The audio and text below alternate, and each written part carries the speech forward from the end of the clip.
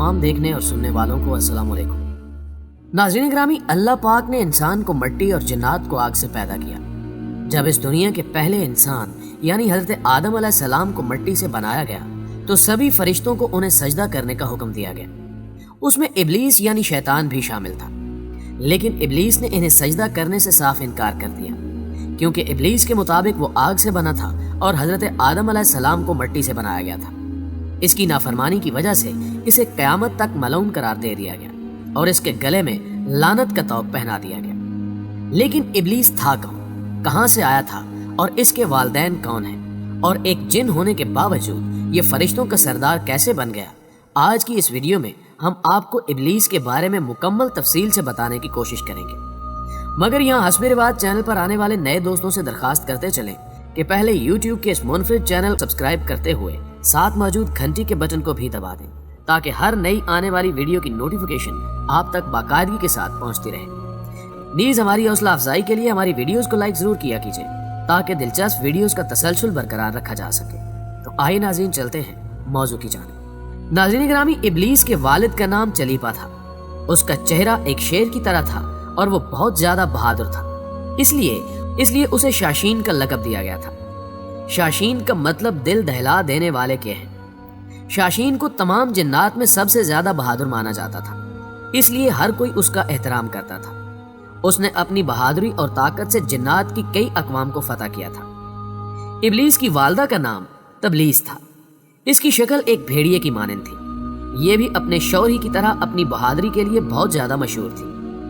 इसने अपने खामिन के हमरा बहुत सी जंगों में भी हिस्सा लिया था। जिन्नात की कौम का मानना था कि इन दोनों मियाँ बीवी के होते हुए जिन्नात की इस कौम का कोई बाल भी बीकर नहीं कर सकता।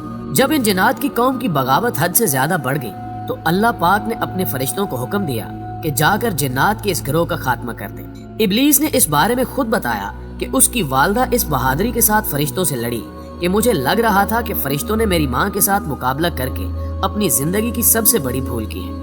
लेकिन न जाने कैसे हमारी जीत हार में तब्दील हो गई और एक एक करके मेरे वालिदैन समेत मेरी बीवी और बेटा भी मारे गए। फरिश्तों और जिन्नात के दरमियान जमीन आसमान का फर्क है। जिन्नात का फरिश्तों से कोई मुकाबला नहीं है, क्योंकि इब्लीस के वालिद का चेहरा शेर जैसा और वालदा का चेहरा भेड़िए की मानंद था, इसलिए इब्लीस में दोनों खसूसियात मौजूद हैं। जैसे शेर की तरफ से खुददारी और सरकशी, जबकि भेड़िए की तरफ से खुदगर्जी और फरेबी। नाज़रीन ग्रामी, जिन्नात और फरिश्तों की इस जंग में जिन जिन्नात को कैदी बनाया गया उनमें इब्लीस भी शामिल था। अल्लाह पाक ने उसके बारे में हुक्म दिया कि इसकी अच्छे से तरबियत करो और इसे दुनिया और जहान को समझने और अपने खालिक़े हकीकी की इबादत करने का दर्स दो।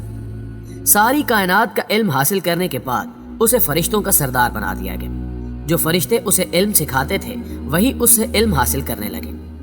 यहाँ तक कि अल्लाह पाक ने इसके दर्जों को इस कदर बुलंद कर दिया कि सातों आसमानों पर उसके चर्चे शुरू हो गए। पहले आसमान वाले इसे आबिद पुकारते, दूसरे आसमान वालों ने इसे जाहिद कहा, तीसरे आसमान वालों ने आरिफ पुकारा, चौथे आसमान वाले इसे वली कहते, पांचवें आसमान वाले तकी कहते, छठे आसमान वाले हाशे और सातवें आसमान वाले इसे अजाजील के लक़ब से पुकारा करते थे। इसने अपनी इबादत से खुदा ताला की बारगाह में अपने आप को एक अच्छे दर्जे पर फायज कर लिया था, लेकिन खुदा ताला को इस बारे में बेहतर पता था कि ये आगे चलकर क्या बनने वाला है। इसलिए अल्लाह पाक का फरमान है कि मैं जिसे चाहता हूँ उसे इज्जत देता हूँ और जिसे चाहता हूँ जिल्लत देता हूँ। एक दिन अपने मामूल के मुताबिक इब्लीस सातवें आसमान पर अल्लाह पाक की सना में मसरूफ होकर सैर करते हुए लोहे महफूज तक पहुँच गया। ये वहाँ देखता है कि उस पर लिखा हुआ है कि हमारा एक बंदा ऐसा भी है जिसे हम हजारों नेमतों से नवाजेंगे, जमीन से उठाकर आसमान तक पहुँचा देंगे, यहाँ तक कि जन्नत में दाखिल कर देंगे। लेकिन हम उसे एक हुक्म देंगे जिसका वो इनकार करके बगावत कर बैठेगा। उसने लोहे महफूज में मजीद औज़ बिल्लाहि मिनश शैतानिर रजीम वाज़े अल्फाज में लिखा हुआ भी पड़ा था। इब्लीस इस इबारत को पढ़कर 2000 साल तक रोता रहा कि आखिर ऐसा कौन बदबख्त होगा जो अल्लाह पाक के हुक्म की नाफरमानी करेगा। इस कशमकश में ये अल्लाह पाक की बारगाह में हाजिर हुआ और अर्ज की, मौला भला ऐसा एहसान फरामोश कौन हो सकता है जो तेरे हुक्म की नाफरमानी करेगा, जिसे शैतान का नाम देकर उससे पनाह मांगी गई है। अल्लाह पाक ने इब्लीस को बताया कि एक ऐसा भी होगा जो हजारों नेमतें हासिल होने के बावजूद ہمارے ایک حکم کی پیروی نہ کرنے کی وجہ سے دنیا جہان میں رسوا ہوگا۔ ابلیس نے کہا کہ مولا میں اس کو دیکھنا چاہتا ہوں۔ اللہ پاک نے ارشاد فرمایا کہ تو اسے جلد ہی دیکھے گا۔ ہزاروں سال ابلیس اس شیطان سے ملنے کی آرزو کرتا رہا۔ اسی دوران اسے خبر ہوئی کہ زمین کی مٹی سے ایک پتلا تیار کیا جا رہا ہے جس کا نام آدم ہے۔ آخر کار وہ دن آ گیا جب حضرت آدم علیہ السلام کو مٹی سے بنا کر ان میں روح پھونک کر انہیں زندہ کیا گیا، اور تمام فرشتوں کو یہ حکم ہوا کہ حضرت آدم علیہ السلام کو سجدہ کرو۔ تمام فرشتوں نے حضرت آدم علیہ السلام کو سجدہ کیا، لیکن ابلیس نے اپنی انا میں آ کر سجدہ کرنے سے انکار کر دیا اور کہا میں اس سے افضل ہوں، میں اسے سجدہ نہیں کروں گا۔ اللہ پاک نے پھر اسے بتایا کہ لوح محفوظ پر جس شیطان کے بارے میں لکھا ہے وہ تو ہی ہے، تو نے میرے حکم کی نافرمانی کی ہے، اس لیے قیامت تک تو ذلیل و رسوا ہوتا رہے گا اور لوگ تجھ پر لعن طعن ہی کرتے رہیں گے۔ اللہ پاک نے ابلیس کو قیامت تک کے لیے مہلت دی ہے کہ وہ جو چاہے کر سکتا ہے، اسے بالکل کچھ بھی نہیں کہا جائے گا، لیکن بروز قیامت اس کو بھی موت کا ذائقہ چکھنا ہے، اور اس کی موت ایسی دردناک ہوگی جس کا اندازہ کوئی بھی نہیں لگا سکتا۔ اس سے پہلے قیامت کے مناظر کے بارے میں آپ کو بتاتے چلیں کہ قیامت کب اور کیسے آئے گی۔ ہمارے پیارے آقا محمد صلی اللہ علیہ وآلہ وسلم نے قیامت کی چند نشانیوں کے بارے میں ہمیں آگاہی دی ہے، جن کے مطابق قیامت کے دن سورج مشرق کی بجائے مغرب سے طلوع ہوگا۔ اس وقت زیادہ تر لوگ اپنے روزمرہ کام کر کے سو جائیں گے اور رات ہو جائے گی۔ یہ رات 3 راتوں کے برابر ہوگی۔ لوگ اپنی نیند مکمل کر کے اٹھ جائیں گے، لیکن رات ختم ہونے کا نام ہی نہیں لے گی۔ اس پریشانی کے عالم میں سورج مغرب سے طلوع ہوگا اور کچھ دیر بعد دوبارہ غروب ہو کر مشرق سے طلوع ہوگا۔ قیامت کا یہ منظر دیکھ کر شیطان زاروں قطار رونے لگ جائے گا اور چلائے گا کہ ہائے میری موت کا وقت آ گیا ہے۔ اس کے چیلے اس کا یہ حال دیکھ کر اسے دریافت کریں گے کہ آخر کیا وجہ ہے، آج سے پہلے ہم نے تمہیں اتنا غمگین اور ڈرا ہوا نہیں دیکھا۔ ابلیس اپنے چیلوں سے کہے گا کہ آخر کار سورج مغرب سے طلوع ہو گیا ہے، جو میری موت کی نشانی ہے۔ ناظرین گرامی، آنا بن قیس رضی اللہ تعالیٰ عنہ فرماتے ہیں کہ ایک مرتبہ حضرت عمر بن خطاب رضی اللہ تعالیٰ عنہ سے ملنے کے لیے میں مدینہ منورہ پہنچا تو ایک جگہ علم کی محفل لگی ہوئی تھی، جس میں حضرت کعب رضی اللہ تعالیٰ عنہ کچھ فرما رہے تھے۔ میں بھی کچھ علم حاصل کرنے کے ارادے سے وہیں بیٹھ گیا۔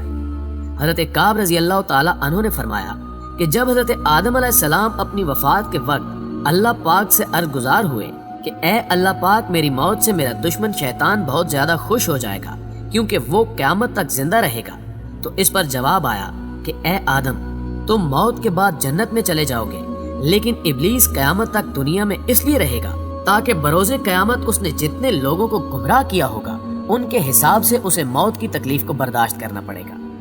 یہ جواب سن کر حضرت آدم علیہ السلام نے ملک الموت سے سوال کیا کہ آخر ابلیس کی موت کیسی ہوگی، اس کے بارے میں ذرا مجھے بھی بتاؤ۔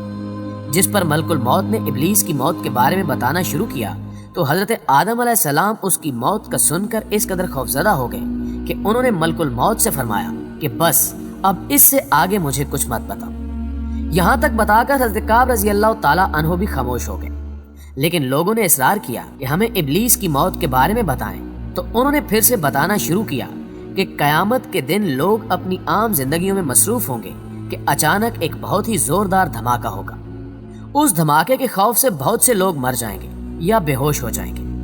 اس کے بعد اللہ پاک ملک الموت سے فرمائیں گے کہ میں نے تمہارے مددگار فرشتوں کو سب سے زیادہ تمہارا معاون بنایا اور تمہیں ان سب کے برابر قوت و طاقت عطا فرمائی۔ آج میرے غصے اور غضب کا لباس پہن کر جاؤ اور ابلیس کے ساتھ ساتھ تمام انسانوں اور جنات کی روحوں کو بھی قبض کر کے لے آؤ۔ معزز دوستو، اس موقع پر اللہ پاک کے حکم سے جہنم کے تمام دروازے کھول دیے جائیں گے۔ ملک الموت اپنے غیظ و غضب میں اپنے فرشتوں کے ساتھ اس طرح زمین پر اتریں گے کہ اگر عام لوگ انہیں دیکھ لیں تو ڈر کے مارے وہیں پر اپنی جان دے دیں۔ ملک الموت جب ابلیس کے پاس اس کی روح قبض کرنے جائیں گے تو ابلیس زاروں قطار چیخیں مار مار کر روئے گا اور ملک الموت سے بچنے کے لیے یہاں وہاں بھاگنا شروع کر دے گا۔ یہ کبھی سمندر کی گہرائیوں میں چھپے گا اور کبھی زمین کی ساتوں تہوں میں، لیکن یہ جہاں بھی جائے گا ملک الموت وہیں پہنچ جائیں گے۔ ابلیس تھک ہار کر اپنی موت کے لیے مقرر کردہ جگہ پر پہنچ کر ملک الموت سے سوال کرے گا کہ تم مجھے کہاں لے کر جاؤ گے؟ تو ملک الموت جواب دیں گے جہاں تمہاری وجہ سے کئی مسلمان چلے گئے ہیں۔ تو نے بہت سے لوگوں کو گناہوں میں مبتلا کر کے جہنم میں بھیجا ہے، آج تیرا بھی حساب ہوگا۔ آج تجھے اس قدر درد ملے گا جتنا تو نے سوچا بھی نہیں ہوگا۔ تیری روح قبض کرتے وقت جہنم میں جتنے بھی لوگ موجود ہیں ان کے برابر تجھے تکلیف دوں گا۔ اس وقت ابلیس حضرت آدم علیہ السلام کی قبر پر کھڑا ہو کر کہے گا، اے آدم، کاش تم اس دنیا میں پیدا نہ ہوتے تو نہ ہی آج میں ملعون بنتا۔ جس جگہ ابلیس کی موت مقرر ہوگی وہ جگہ آگ سے دہکتی ہوگی اور جہنم کی بیڑیاں لگی ہوئی ہوں گی۔ ان بیڑیوں سے ہی ابلیس کو تڑپا تڑپا کر اس کی روح کو قبض کیا جائے گا۔ حضرت آدم علیہ السلام اور اماں حوا علیہ السلام سے کہا جائے گا کہ اپنے دشمن کی طرف تو دیکھو کہ کس طرح تڑپ تڑپ کر مر رہا ہے۔ یہ دونوں ابلیس کی حالت کو دیکھ کر شکر کریں گے اور کہیں گے کہ اے اللہ پاک، تو ہی انصاف کرنے والا ہے، تو نے آج ابلیس کو اس کے انجام تک پہنچا دیا ہے، اور اس طرح ابلیس کی موت واقع ہو جائے گی۔ دوستو، ہمیشہ کی طرح ہمیں امید ہے کہ یہ ویڈیو آپ کو بے حد پسند آئی ہوگی۔ ویڈیو پسند آنے کی صورت میں سے لائک کیجیے، دوستوں کے ساتھ فیس بک اور واٹس ایپ پر شیئر کرتے ہوئے ہماری حوصلہ افزائی بھی کیجیے، اور کمنٹ باکس میں ہمیں اپنی قیمتی تجاویز سے ضرور آگاہ رکھیے گا۔ آج کی ویڈیو میں بس اتنا ہی۔ اگلی ویڈیو تک کے لیے اللہ نگہبان۔